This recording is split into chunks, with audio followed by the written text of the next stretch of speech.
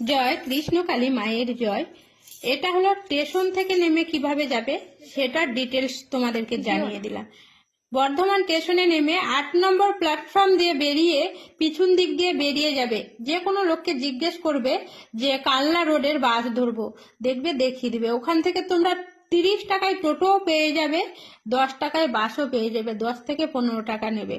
শুধুমাত্র পিছনের গেট দিয়ে তোমাদেরকে বেরোতে হবে কালনা রোডের বাস ধরার জন্য, আর কোনো কিছু করতে হবে না। আর প্রথম গেট দিয়ে যদি তোমরা বেরাও 1 নম্বর প্ল্যাটফর্মকে কিছু, তাহলে কি হবে, ভাড়াটা অনেক বেশি নেবে, 200-250 টাকা টোটোতে ভাড়া চাইবে।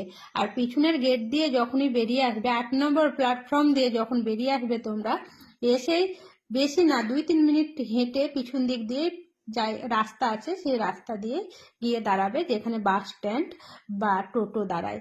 সেখান থেকে তোমাদের মাত্র 30 টাকা ভাড়া নিয়ে একদম মায়ের মন্দিরে পৌঁছে দিবে টোটোওয়ালারা।